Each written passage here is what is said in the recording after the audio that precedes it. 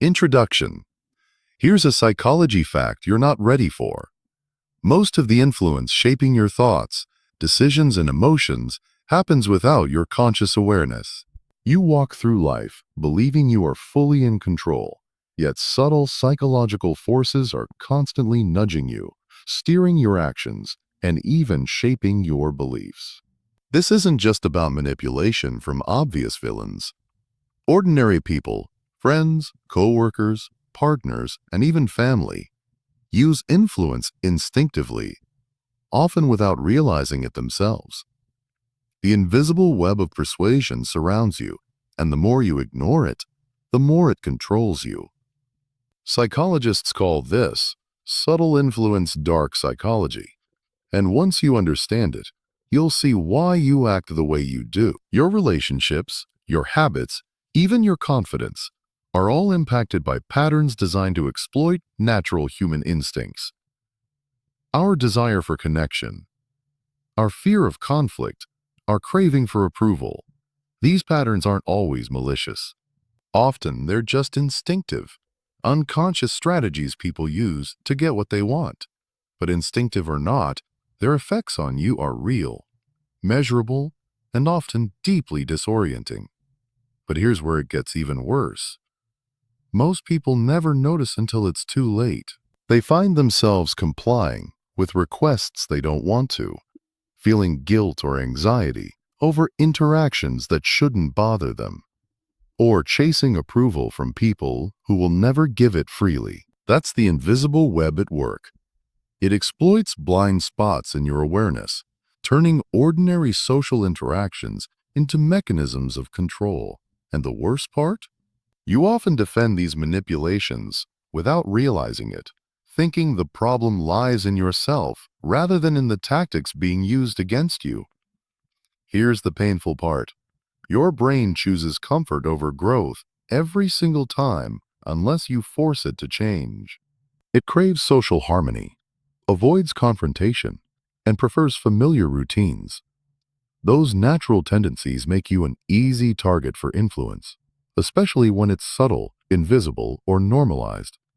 Even when someone is using fear, guilt, or charm to steer you, your mind rationalizes it. It tells you, it's fine, this is normal, or I must be overreacting. And while this preserves short-term comfort, it slowly erodes your autonomy, confidence, and clarity. But here's the part nobody wants to admit. Becoming aware of these invisible dynamics doesn't make you paranoid. It makes you empowered. It allows you to differentiate between genuine care and manipulative tactics, between healthy influence and control disguised as friendship or love. Awareness is the first step toward reclaiming your decision-making power and safeguarding your mental space. It's not about seeing danger everywhere.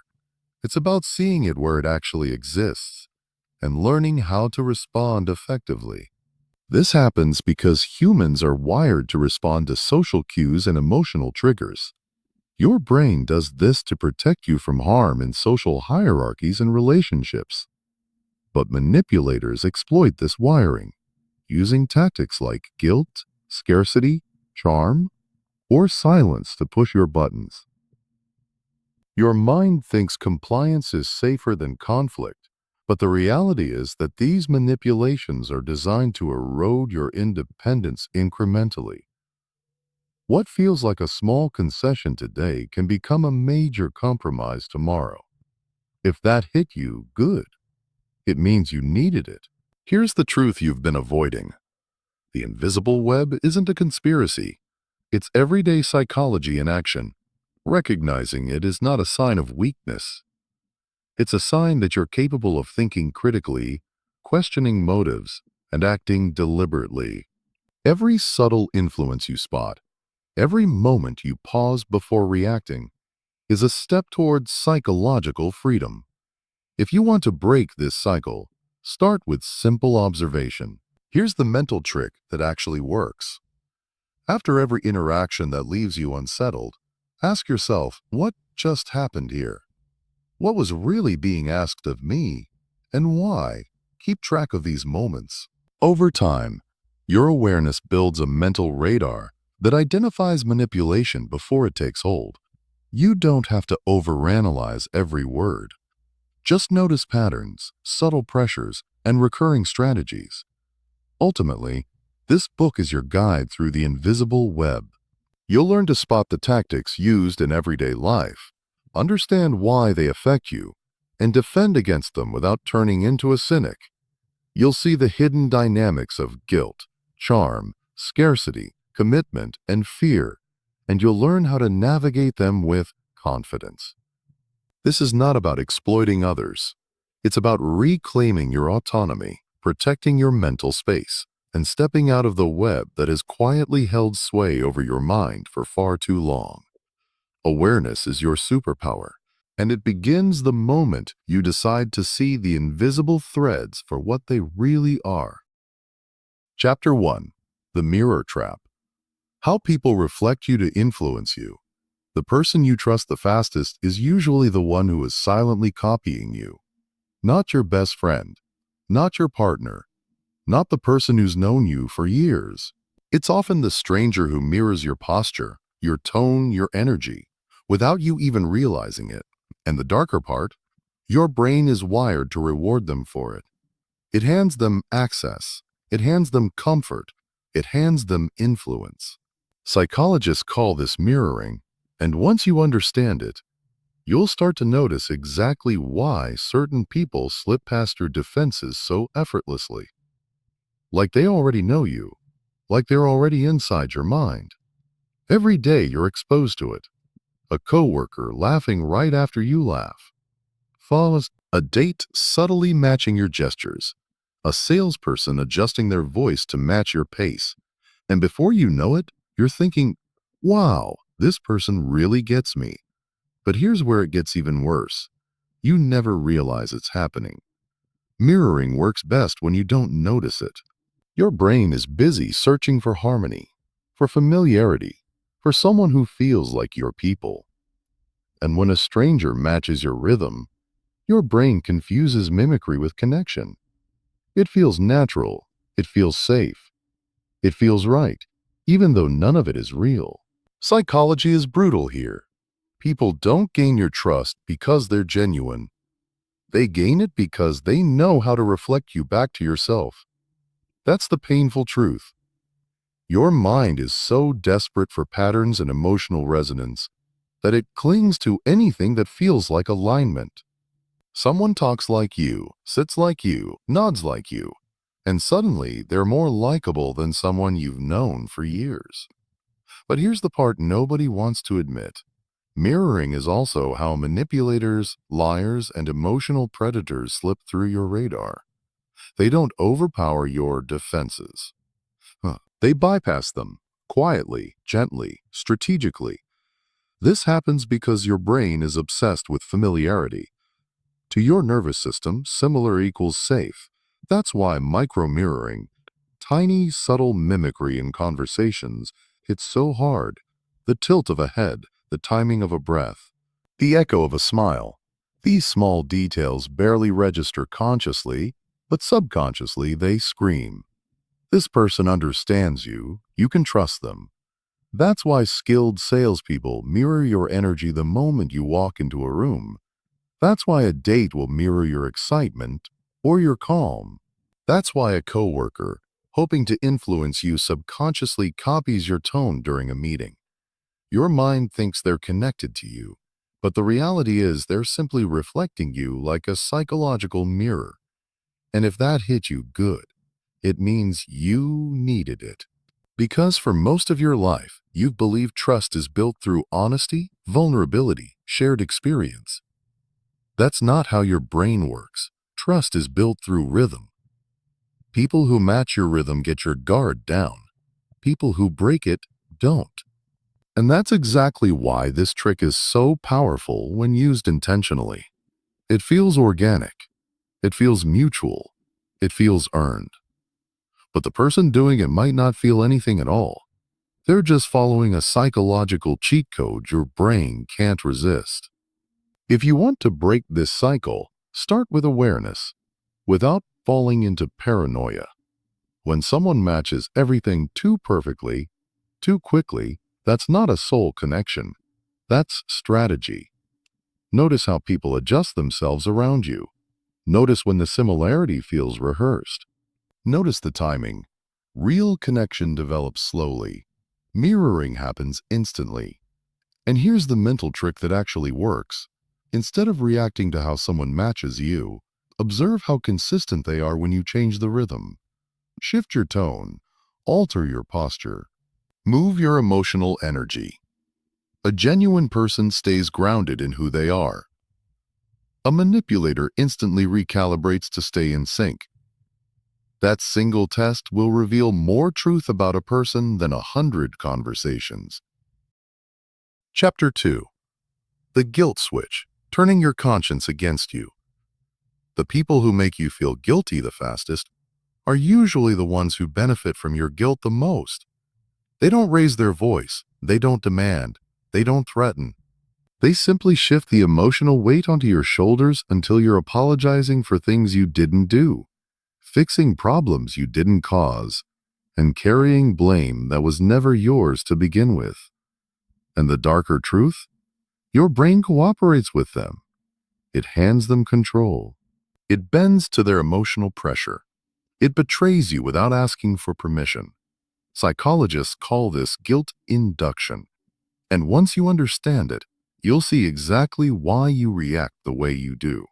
Why you say sorry even when you're the one who was hurt. Why you feel responsible for someone's disappointment. Why you keep trying to make things right with people who never take responsibility themselves. Your relationships, your boundaries, even your self-worth. So much of it is influenced by this one psychological pattern. Because guilt is one of the easiest emotions to manipulate. And the people who know how to flip that switch inside you can control your decisions without ever raising a finger.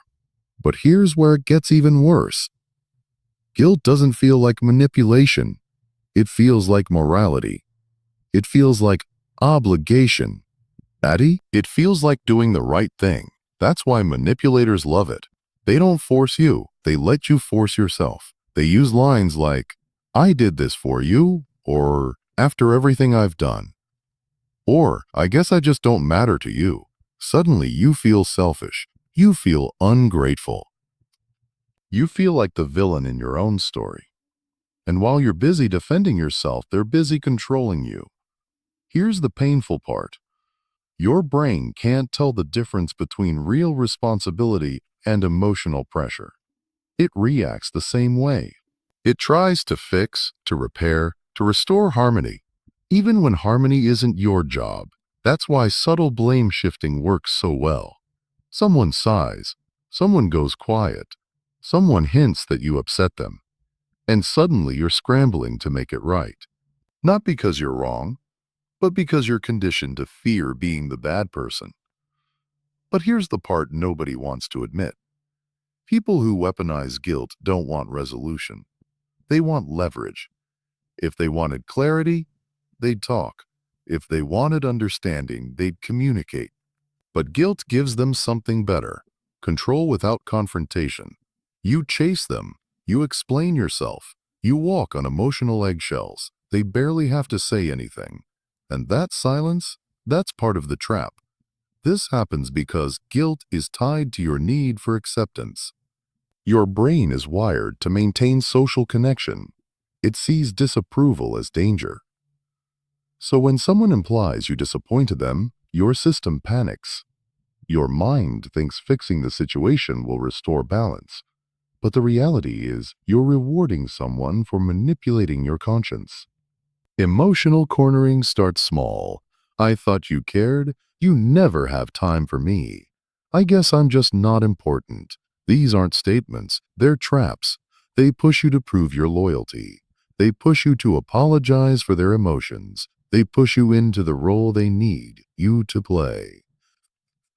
And if that hits you, good. It means you needed it, because no one teaches you that guilt is a tool, especially in relationships. No one tells you that some people don't want your understanding, they want your compliance. No one warns you that your empathy can be turned against you like a weapon. But the moment you see the pattern, you can't unsee it. If you want to break this cycle, start with this. Don't respond to guilt. Respond to facts. When someone tries to emotionally corner you, pause. Ask yourself, what actually happened? Not what do they feel? Not what do I fear? What happened? Facts break manipulation. Emotions fuel it. And here's the mental trick that actually works. When someone tries to trigger guilt, don't explain yourself. Ask them to clarify their needs. Manipulators hate clarity. They hate direct communication. They hate when you stop playing their emotional game. They, Mary was done me. Falvais, verelza. They send us you. Once you do that, the guilt switch loses its power. And the person who depended on your guilt to control you, they'll have to face something they never expected. You're no longer carrying their emotional weight. You're just carrying your own. Chapter 3. The Silence Weapon. When saying nothing says everything. Here's a psychology fact you're not ready for. Silence is one of the most powerful ways to control someone, and most people fall for it instantly. Not because they're weak, but because the human brain hates uncertainty more than it hates pain. When someone goes silent on you, your mind doesn't relax. It spirals. It replays the last conversation. It tries to decode every word. It fills the quiet with fear, assumptions, and self-blame. Suddenly you're chasing, explaining, overthinking, apologizing, all because someone chose to say nothing.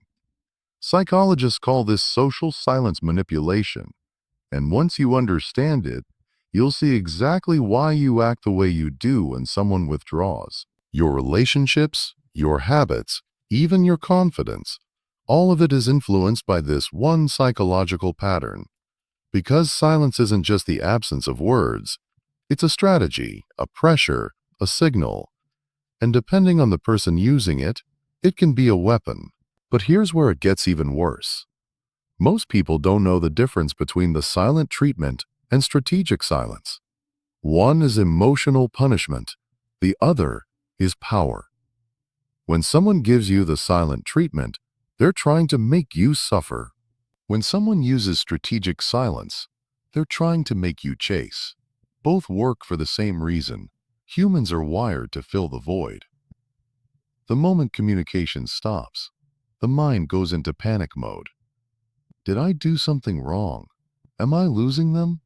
Should I reach out again? That discomfort becomes the hook. And while you're busy trying to fix the silence, they're controlling the entire dynamic. Here's the painful part. Your brain chooses certainty over dignity every single time, unless you force it to change. That's why people fold during arguments when the other person goes quiet. That's why dating becomes a game of who texts first. That's why negotiations favor the person who waits the longest before responding. Silence bends your behavior. Silence makes you reveal more than you planned. Silence makes you emotionally exposed while the other person stays in control. But here's the part nobody wants to admit. Silence wouldn't work on you if you weren't already afraid of losing people. The real reason silence hurts isn't the silence itself. It's the fear underneath it. Fear of abandonment, fear of rejection, fear of being misunderstood. And manipulators know that. They can sense the moment your anxiety kicks in. They can feel when you start trying too hard. They can see when you're scared to upset them. So they stop speaking. Not because they're calm, but because they know your brain will do the work for them. This happens because silence creates a psychological vacuum. Your mind hates empty space. It rushes to fill it with assumptions and emotional noise.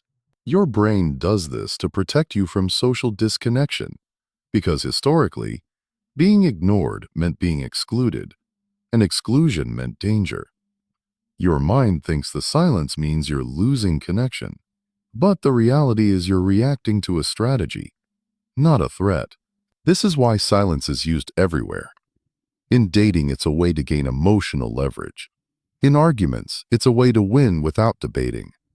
In negotiations, it's a way to push the other side to cave out of discomfort. If that hit you, good. It means you needed it. Because you've probably mistaken someone's silence for depth, for mystery, for emotional seriousness. When in reality, silence is often just manipulation dressed as maturity.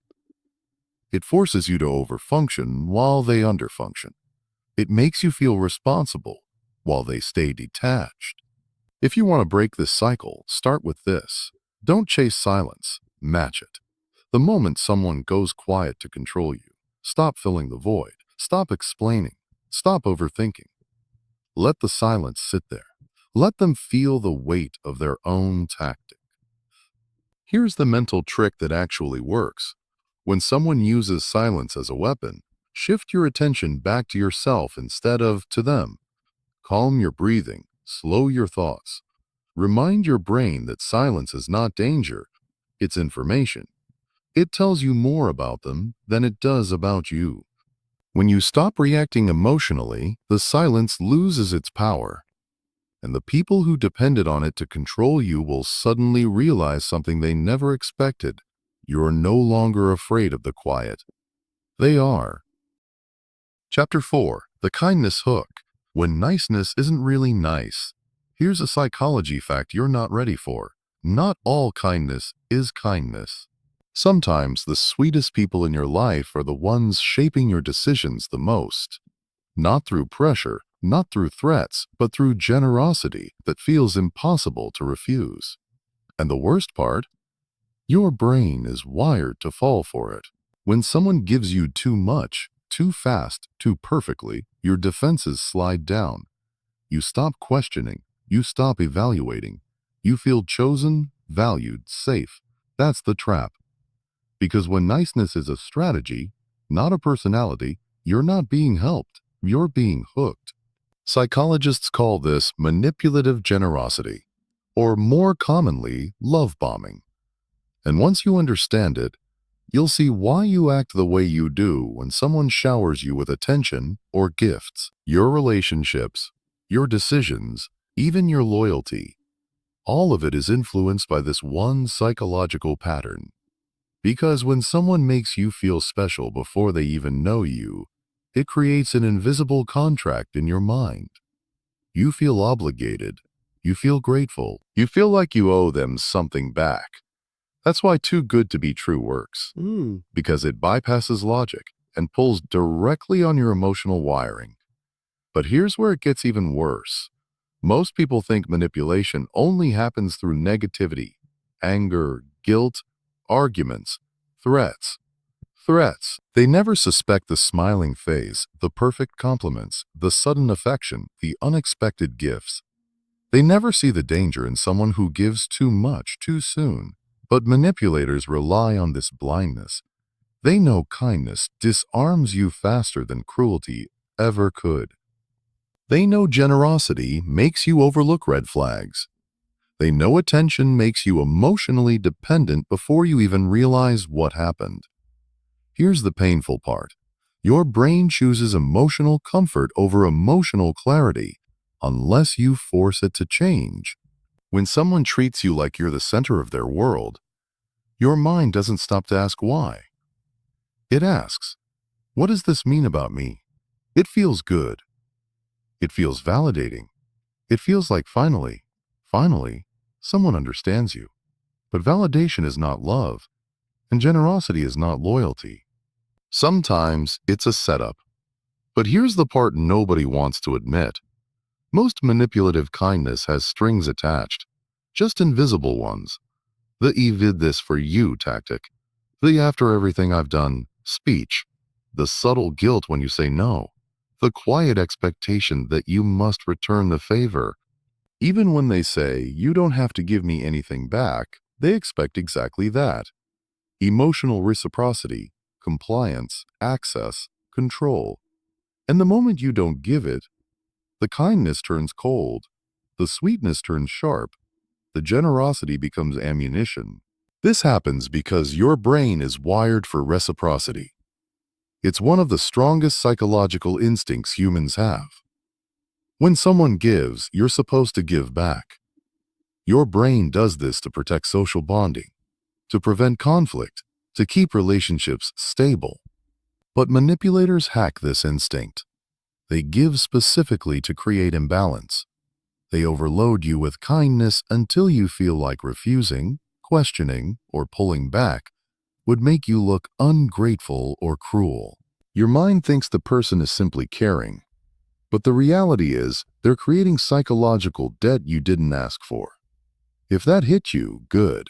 It means you needed it, because you've probably blamed yourself for being too trusting or too naive, when the truth is simpler. Your kindness was used against you. You were targeted not because you were weak, but because you were human. Manipulators choose people with empathy, sensitivity, and warm hearts.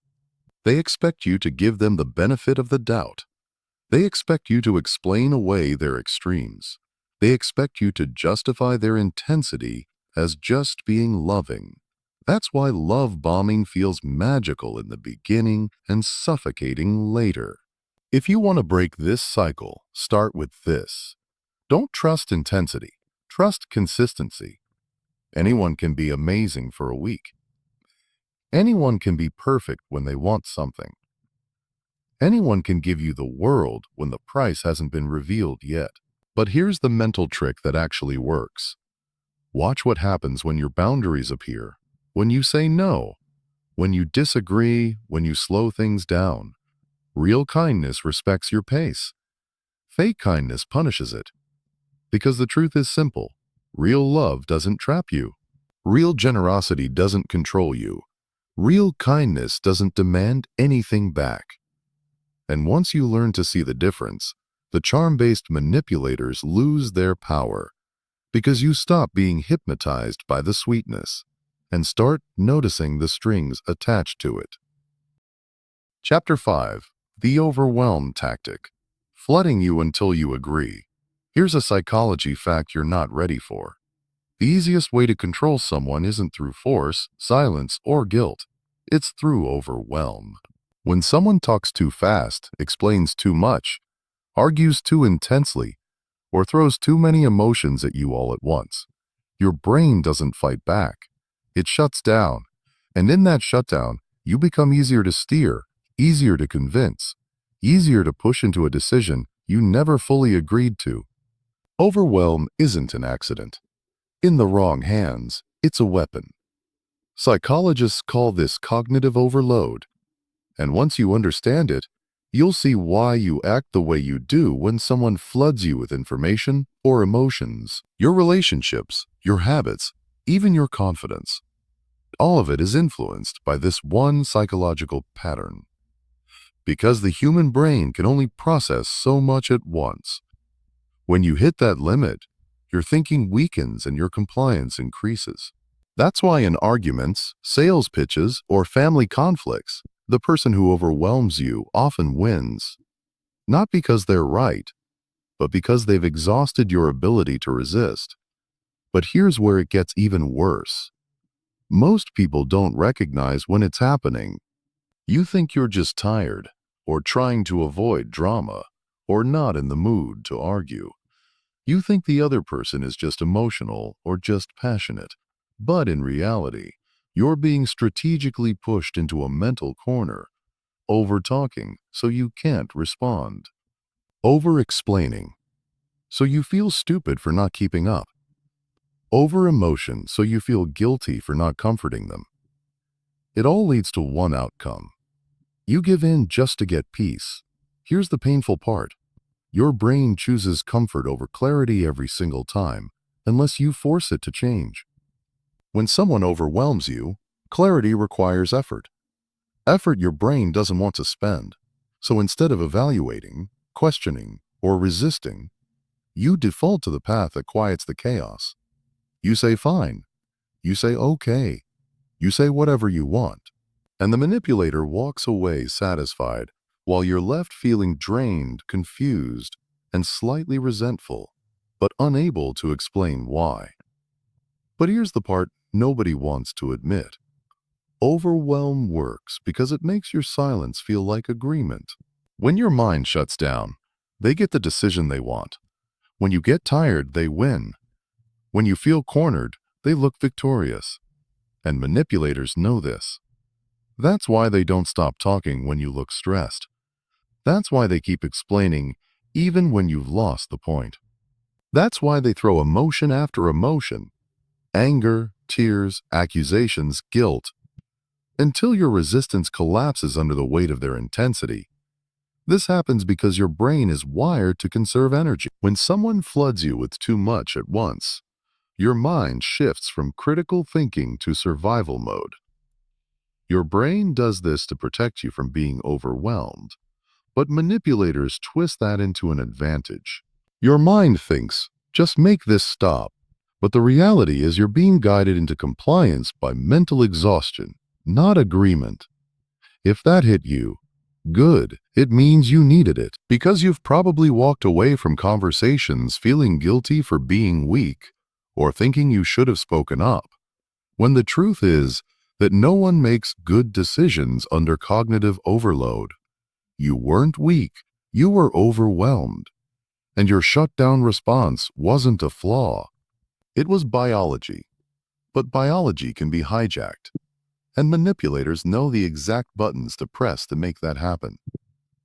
If you want to break this cycle, start with this: slow everything down. Overwhelm only works when you respond instantly. The moment you pause, the moment you breathe, the moment you say, I need a minute, their control weakens. Here's the mental trick that actually works.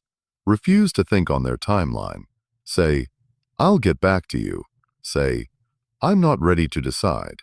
Say, let's continue this later. When you take control of the pace, you take control of the outcome. Because the truth is simple, clarity is a weapon too.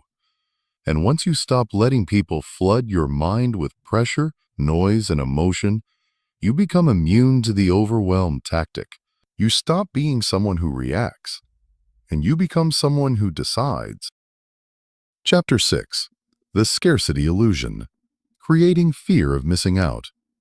Here's a psychology fact you're not ready for. Most of the decisions you regret later weren't made freely. They were made under pressure you didn't even notice. You thought you were choosing. You thought you were acting on intuition. But the truth is, someone triggered your fear of missing out, and your brain panicked before you even had time to breathe. It's the oldest psychological trick in the world. Make you feel like time is running out, and suddenly you'll agree to things you would have rejected with a calm mind. You've seen it in relationships, in business, in friendships, even in everyday conversations. The moment someone says, this is your last chance, your logic shuts down, your emotions take over, and your brain screams. Don't lose this. Psychologists call this the scarcity illusion. And once you understand it, you'll see why you act the way you do when someone makes a situation feel rare, limited, or exclusive. Your relationships, your habits, your buying decisions, almost everything is influenced by this one psychological pattern. When something feels scarce, the brain treats it like survival. When something feels unlimited, the brain relaxes. And manipulators know this better than anyone. They know that a calm mind doesn't obey. A calm mind thinks, questions, compares, evaluates, and sometimes walks away. That's why they don't let you stay calm. They create pressure, urgency, and the illusion that you'll lose something important if you don't act right now. But here's where it gets even worse. You think you're immune. You think you're too smart to fall for only 3 seats left. Or, I won't ask again. You think you can see it coming. Yet the scarcity illusion doesn't attack your intelligence. It attacks your instincts. The same biological systems that kept your ancestors alive now make you insecure, rushed, and emotionally blind. When something is disappearing, the brain automatically exaggerates its value. When something feels limited, the brain convinces you it must be important. And when someone pulls away, your mind often mistakes distance for desirability. Here's the painful part. Your brain doesn't want the thing. It wants to avoid the feeling of losing the thing. That's the real hook. Scarcity overrides logic because your brain is wired to perceive loss as twice as painful as gain is pleasurable. That means when someone says, "This is your last chance," you don't hear opportunity. You hear danger. Your mind isn't thinking, "Do I actually want this?" Your mind is thinking, "I don't want to regret this later." That's why so many people stay in toxic relationships. That's why they chase people who treat them poorly. That's why they fall for fake deals, fake urgency, fake emotions, and fake promises. But here's the part nobody wants to admit. Most of the pressure you feel is manufactured. It's designed. It's intentional. The person who wants you to rush knows that rushing makes you easier to influence. People create deadlines that don't exist. They create emotional ultimatums that shouldn't be there. They create pressure in conversations so you can't think clearly. And they do it because it works. Your stressed brain will always pick the fastest choice, not the smartest one. This happens because your brain assigns value based on availability, not reality. If something seems to be slipping away, your survival instincts activate. Your brain does this to protect you from loss. Even when there is no real loss happening, your mind thinks you're about to miss a life-changing opportunity. But the reality is, you're usually being pulled into a decision that benefits them, not you. This is why limited time offers work. Why sudden emotional withdrawals work. Why disappearing affection works. Why fake urgency in sales works. Why I'm leaving unless you decide now works. It's not because you want the thing. It's because your brain hates losing, and manipulators weaponize that fear. If that hit you, good. It means you needed it. Because you can't protect yourself from pressure, you refuse to acknowledge. You can't stay strong if you don't recognize how your biology betrays you. And you can't think clearly in a world where everything is designed to make you feel like you're running out of time. So here's the truth you've been avoiding. You can't stop people from creating pressure, but you can stop reacting to it. You can interrupt the cycle. You can slow everything down. You can break the spell of scarcity before it hijacks your decisions. If you want to break this cycle, start with one simple rule. Never make a decision when you feel rushed. Not in love, not in money, not in opportunities, not in arguments. If someone says decide now, your response should be automatic. If I have to choose right now, the answer is no. Scarcity loses its power the moment you refuse to play the game. Here's the mental trick that actually works. Create your own pause. Even 5 seconds of silence can reset your brain. That moment gives your logic a chance to wake up. It breaks the urgency spell. It stops the emotional freefall, and it reclaims your power. Because once you stop chasing what feels scarce, you start choosing what actually matters. Chapter 7. The Reputation Play. Subtle Image Manipulation. Here's a psychology fact you're not ready for. Most of the damage done to your reputation never happens in front of you. It happens in quiet rooms, soft conversations, casual comments that sound harmless, but hit like poison. Someone says, "Let me tell you about him," and suddenly people you've never met already think they know who you are. They've already chosen a side. They've already formed an impression. And the worst part, you won't even know it happened until you start feeling the shift. People acting slightly colder, slightly distant, slightly unsure, without you understanding why. This is the dark art of image manipulation, and whether you like it or not, you've been a victim of it. Psychologists call this pre-framing, and once you understand it, you'll see why you act the way you do when someone whispers something about a person right before you meet them. Your relationships, your habits, even your confidence, Everything is influenced by how people frame you behind your back. Reputation isn't built in your presence, it's built in your absence. And manipulators know that your image can be shaped easier when you're not in the room to defend yourself. That's why the most dangerous attacks are the quiet ones. Not lies, not scandals. Just selective truths, carefully arranged to make you look like the problem. But here's where it gets even worse. Most people spreading these things don't even see themselves as manipulators. They think they're warning others, sharing their experience, or just being honest. They package their manipulation in concern, subtlety, and emotional tone. They drop hints, not accusations. They tell half the truth, but only the half that benefits them. And because it doesn't sound dramatic, nobody questions it. No one says, "What's your real intent?" They just absorb it. They just absorb it. These Shannon. Så det är with SDR. Then, because an insult, they store it. They let it color their perception of you. Here's the painful part. Your reputation can be damaged without a single lie. All it takes is someone telling the truth in a strategic order. Psychology calls it selective storytelling. They leave out context. They emphasize small flaws. They repeat a moment when you were tired, frustrated, or human, and they turn that moment into your entire identity. Your brain chooses comfort over growth every time, unless forced to change, and that includes social comfort. People want simple stories, easy judgments, quick conclusions. Manipulators take advantage of that. They don't need to destroy you. They only need to plant doubt. But here's the part nobody wants to admit. People believe the first story they hear. Whichever narrative gets to them first becomes the lens through which they see everything that comes after. If someone tells them you're selfish, every neutral action you take will look self-centered.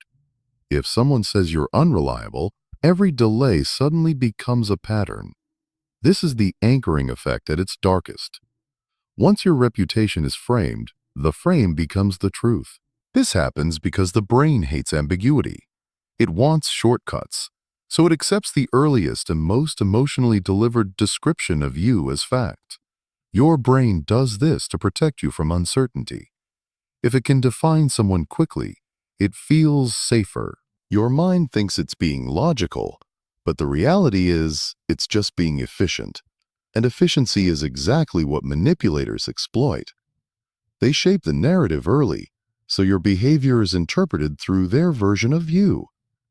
That's how they gain social power without looking aggressive. It's quiet domination, image control without confrontation. If that hit you good, it means you needed it, because most people don't realize they're being socially sabotaged until the damage is already done. Friends fade, opportunities disappear, people withdraw, and you're left wondering what you did wrong, when in reality you were outplayed before you even entered the room. Here's the truth you've been avoiding. Silence is not protection. Silence is permission. If you don't control your narrative, someone else will happily do it for you. If you want to break this cycle, start with one simple rule. Never let your reputation be defined by people who aren't invested in your success. You don't need to confront them. You don't need to defend yourself to everyone. You only need to be consistent, clear, and intentional in how you present yourself to the people who matter. And here's the mental trick that actually works. Don't react. Redirect. When you sense someone is pre-framing you, quietly shift the narrative by showing the opposite behavior with absolute clarity. Not arguments, not explanations, just undeniable contrast. Because nothing destroys a subtle rumor faster than a visible truth. Chapter 8. The Emotional Mirror Maze. Making you question yourself. Here's a psychology fact you're not ready for. The most dangerous manipulation isn't when someone lies to your face. It's when they make you doubt the truth you already know. That's the real damage, not the argument. Not the argument, not the conflict, but that quiet moment when you stop and think, maybe I'm overreacting. Maybe I imagined it. Maybe it's my fault. That moment is the beginning of the emotional mirror maze. And once you enter it, every reflection of yourself becomes distorted. You lose certainty. You lose confidence. You lose the ability to trust your own feelings. And the worst part, it usually happens in tiny, everyday ways that seem harmless at first. Psychologists call this micro-gaslighting. And once you understand it, you'll see why you act the way you do when someone denies your emotions or twists your perception in casual conversation. Your relationships, your habits, even your self-esteem. All of it is influenced by this one psychological pattern. People think gaslighting is about big lies. It's not. It's about dozens of small ones that slowly detach you from your inner truth. It's someone saying, "You're too sensitive," every time you express emotion. That's not what happened. Every time you recall an event, you're imagining it. Every time you point out a boundary, over time you stop trusting your memory, your senses, your reactions, yourself. But here's where it gets even worse. Most micro-gaslighters don't even realize what they're doing. Some do, of course, but many use these tactics because it helps them stay comfortable. If they invalidate your feelings, they never have to take responsibility for their actions. If they convince you you're overthinking, they never have to change their behavior. Key, it's emotional laziness dressed as concern. And because each moment is so small, you barely notice the shift. One day you're confident. Weeks later, you're second-guessing every thought in your head. Here's the painful part. Your brain chooses comfort over truth unless you force it to change. It wants harmony, even if harmony means accepting blame that isn't yours. Psychology says this is the brain's survival instinct. If it believes you're the problem, then at least the world around you feels predictable. If I just fix myself, everything will be fine. That belief keeps people in toxic cycles for years. It's easier to blame yourself than to accept that someone you care about is quietly destroying your reality. But here's the part nobody wants to admit. Gaslighting works because you want to be understood. You want connection. You want peace. You want peace. Vad you côté. Thus that but will as ye, fat chi, that fat. And manipulators exploit that. They know you'll soften your stance. They know you'll question your memory. They know you'll give them the benefit of the doubt. And once you start doubting your own perception, you become easier to control. You apologize too quickly. You accept things you shouldn't. Your mind thinks it's protecting you from conflict, but the reality is it's pulling you deeper into confusion. This happens because the brain is wired to avoid internal chaos. If someone denies your experience strongly enough and consistently enough, the mind starts to fold. Your brain does this to protect you from emotional disconnection. It tries to create a narrative that keeps the relationship intact, even if the price is your self-trust. Your mind thinks, maybe they're right, because accepting that they're wrong on purpose is painfully destabilizing. But the reality is simple. Their comfort has become more important than your clarity. If that hits you good, it means you needed it. Because here's the truth you've been avoiding. Every time you silence your feelings to keep the peace, every time you question your own memory to avoid a fight, every time you apologize just to stop the tension, you're teaching your brain that your emotions are unreliable. You're training yourself to doubt your instincts. You're walking deeper into the emotional mirror maze where every version of you looks like the problem, even when you're not. If you want to break this cycle, start with one simple rule. Trust the first feeling, not the revised feeling. Not the edited reaction, the first one. Because the first one is yours. Before anyone manipulates it, minimizes it, or turns it against you. Here's the mental trick that actually works. Label your experience before they distort it. I felt ignored. I felt dismissed. I felt hurt. When you name it, you anchor it. You protect it. You reclaim your clarity before they twist it. That's how you escape the mirror maze, not by convincing them, but by reconnecting to yourself. Chapter 9. The Small Commitment Trick. Getting you to say yes without realizing. Here's a psychology fact you're not ready for. Most of the times you said yes, you didn't choose freely. You were guided there step by step, not pressured, not threatened, just gently nudged, until the final decision felt like your own idea. That's the terrifying part. The most effective manipulation isn't loud, forceful, or aggressive. It's quiet. It's friendly.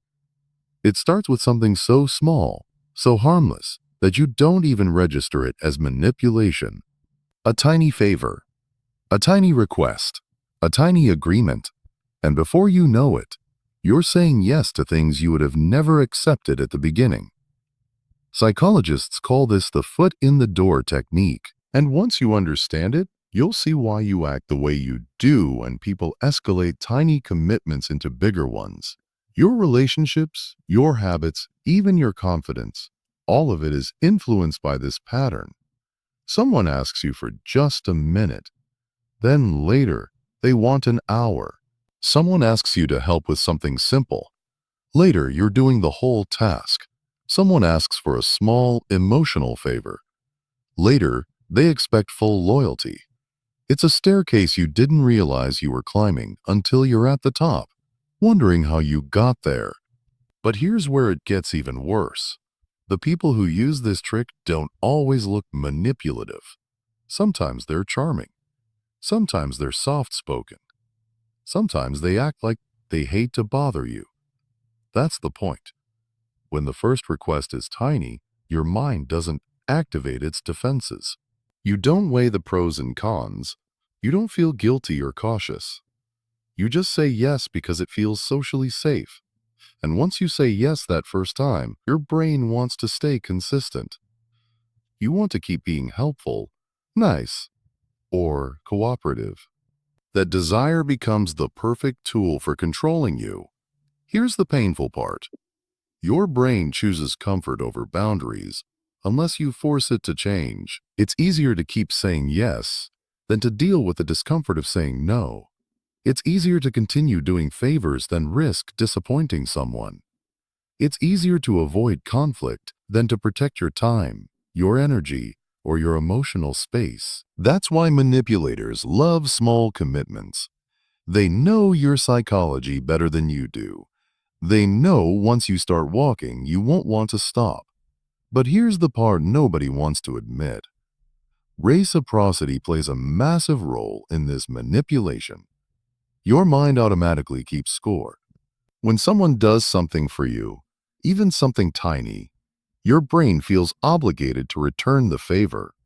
That's why I helped you remember is such a powerful psychological weapon. It doesn't even have to be said out loud. Sometimes it's implied. Sometimes it's just a tone. Sometimes it's a silent expectation hanging between you like invisible pressure. And because you don't want to seem ungrateful, you comply. Again and again and again. This happens because your brain is wired to avoid social debt. It hates owing people. It hates feeling like the bad guy. It hates breaking patterns. Your mind thinks it's protecting your relationships, but the reality is you're being slowly trained to obey. Someone gives you an inch, and suddenly you feel obligated to give them a mile. Someone asks for a tiny yes, and you don't even notice when it becomes a bigger one. And every small commitment builds a version of you that's easier to influence, easier to guilt, easier to control. If that hit you good, it means you needed it. Because here's the truth you've been avoiding. The more you agree to in small pieces, the more of your life you hand over without realizing. People don't take over your boundaries all at once. They chip away at them. They condition you to believe that saying yes is the only way to maintain peace, connection, or respect.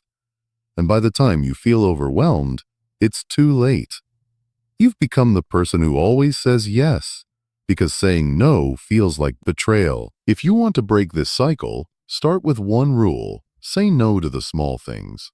Not because they're harmful, not because they're important, but because they set the tone. Here's the mental trick that actually works. Pause before answering. That 2-second pause disrupts the automatic. Yes, your brain is trained to give. In that pause, ask yourself a simple question. Do I want to do this, or do I feel obligated? If it's obligation, the answer is no. No guilt, no apology, no justification. A clean, firm no. That's how you reclaim your power. One small refusal at a time. Chapter 10. The Fear Button. Triggering your instincts to control you. Here's a psychology fact you're not ready for. Fear isn't just an emotion. It's a tool, a weapon that hijacks your logical mind, shuts down your reasoning, and pushes you into decisions you would never make calmly. Fear isn't always loud. Sometimes it's subtle, a warning disguised as care, a suggestion wrapped in concern. And before you even notice, it's steering your thoughts, your choices, and even your sense of self. Psychologists call this fear-based influence, and once you understand it, you'll see why you act the way you do when someone subtly triggers your instincts, your relationships, your career, even your daily decisions. All of it can be shaped by fear without your conscious consent. Fear bypasses the rational brain, activates survival instincts, and primes you to respond before thinking. That's why a simple threat, spoken or implied, feels urgent, real, and immediate. And that urgency creates compliance. It creates control. But here's where it gets even worse. Fear doesn't need to be obvious to work. Emotional blackmail, veiled threats, or social pressure can all activate the same survival circuits in your brain. The person pressing your fear button doesn't need to yell or scream. Sometimes, a pause, a look, or a carefully chosen word is enough. Most people stop here, and that's the biggest mistake. They think I'm aware I can handle this. But awareness alone doesn't stop instinctive reactions. Fear operates faster than thought. It hijacks your decision-making before you even realize it's happening. Here's the painful part. Your brain chooses immediate safety over long-term reasoning every single time, unless you consciously intervene. That's why manipulative people use fear so effectively. It's not about threats of physical harm in most cases. It's about subtle emotional pressure. A fear of losing respect, a fear of rejection, a fear of missing out, a fear of judgment. All of it triggers the same primal response. And the more often you fall for it, the more your instincts are trained to obey before your mind can catch up. But here's the part nobody wants to admit. You already have patterns that make this easy to exploit. You react before analyzing. You freeze, you panic, or you overcompensate. Fear doesn't just make you compliant, it makes you predictable. Your mind thinks it's protecting you from danger, but the reality is you're being nudged, pushed, and manipulated in ways you barely notice. Small, repeated doses of fear can erode confidence, initiative, and even clarity, leaving you more suggestible than ever. This happens because your brain is wired for survival. It reacts faster than it thinks.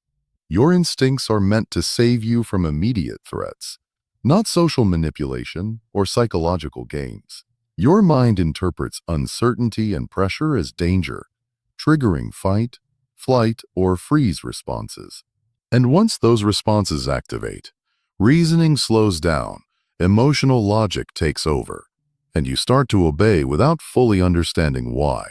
If that hit you, good. It means you needed it. Here's the truth you've been avoiding. Fear can be invisible, but it's controlling you in plain sight. It's in the way a boss pressures you with just a thought. In the way a partner frames a choice as a moral obligation. In the way society uses urgency to shape your actions. Fear doesn't ask for permission. It just moves you. And if you're not careful, it can move your life in directions you never chose. If you want to break this cycle, start with awareness plus delay. That's it. The mental trick that actually works. When you feel fear rising, pause before reacting. Take a breath. Ask yourself, is this real danger? Or is this an emotional push trying to make me obey? Naming the trigger gives your brain a moment to switch from survival mode to thinking mode. The longer you practice that pause, the less power fear has over you. Eventually, you don't just react, you respond. You don't just comply, you choose. That's how you build a fear-proof mindset. And that's how you take back control from anyone who thought they could push your buttons. Conclusion. Manipulation is already your first act of defense. Most people never get this far. They move through life, unaware that subtle psychological tricks are shaping their thoughts, decisions, and emotions. But once you see it, even faintly, the power of manipulation begins to weaken. Awareness doesn't just give you knowledge, it gives you agency. It turns the invisible strings others pull into something you can actually notice, understand, and counteract. Psychologists call this metacognitive vigilance. And once you understand it, you'll see why so many people repeat the same mistakes over and over. Your relationships, your career, even your confidence. All of it is influenced by this one underlying principle. Most of the influence around you works because it's hidden. Once you bring it into light, the dynamics shift. Suddenly, the manipulator is no longer invisible, and you are no longer a passive player. You start to see patterns, where before there was only confusion, motives where there was only ambiguity, and opportunities to respond where you used to only react. But here's where it gets even worse. Awareness alone can be tricky. Noticing manipulation can feel heavy, uncomfortable, even isolating. Most people stop here, they notice, and then they overthink, second-guess, and spiral into paranoia. That's the biggest mistake. Knowledge without clarity can trap you in fear, making you doubt every interaction, every gesture, every word. You may start to see manipulation everywhere, even where there is none. Awareness is powerful, but only if it's paired with the discernment. Here's the painful part. Your brain chooses simplicity over complexity, comfort over confrontation, every single time, unless you consciously train it. That's why so many people are influenced, despite seeing the signs. The mind prefers automatic responses, social harmony, and emotional ease. Breaking free from these patterns requires more than noticing. It requires deliberate thinking, emotional regulation, and the courage to act with integrity rather than impulse. Your mind thinks that avoiding confrontation is safer. But the reality is that ignoring subtle manipulation slowly chips away at your freedom, your confidence, and your peace of mind. But here's the part nobody wants to admit. Awareness doesn't make you weak. It makes you strong, but it also demands responsibility. Once you see how people try to manipulate, you can't unsee it. And that awareness forces a choice. Either you let it dictate your life unconsciously, or you use it to navigate interactions with intention. The same tricks that once controlled, you can now become your map, guiding you through relationships, workplaces, and social situations with clarity and confidence. This happens because understanding manipulation allows you to reclaim your mental space. Your brain does this to protect you from repeating mistakes. It alerts you, signals your discomfort, and makes subtle cues stand out. Your mind thinks the world is chaotic and unpredictable, but the reality is that patterns exist. They're just masked by subtlety and emotional camouflage. Once you start recognizing these patterns, you see the hidden contracts in kindness, the calculated pauses in silence, the tiny commitments that escalate into obedience, and the fear triggers designed to hijack your instincts. If that hit you, good. It means you needed it. Here's the truth you've been avoiding. Seeing the hidden layers of influence doesn't make you cynical. It makes you empowered. You no longer need to guess, react blindly, or fall for every psychological ploy that comes your way. You can respond, set boundaries, and choose relationships and environments that respect your autonomy rather than exploit it. If you want to solidify this superpower, start with mindfulness paired with reflection. Here's the mental trick that actually works. After every interaction that leaves you unsettled or confused, pause and ask yourself, what was really happening here? What were the subtle influences at play? Keep a mental note, or even a journal, tracking patterns you notice. Over time, this builds a mental radar, a natural immunity to manipulation, without creating paranoia. You become someone who sees clearly, reacts deliberately, and navigates life with a quiet, unshakable confidence. Ultimately, awareness is more than just a shield, it's a lens. It allows you to discern genuine kindness from calculated charm, assertiveness from emotional pressure, and rational concern from fear-based control. You see more than you think, and in that seeing, you reclaim your mind, your choices, and your power. Awareness is not just knowledge, it is freedom. That is freedom. And when you wield it, manipulation loses its grip, and life starts to unfold on your terms. Thank you so much for watching. If you enjoyed this video, don't forget to like, subscribe, and share it with others who might find it helpful.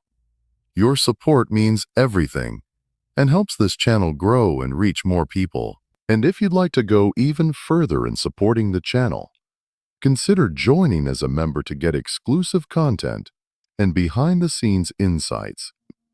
Stay curious, stay powerful, and I'll see you in the next one.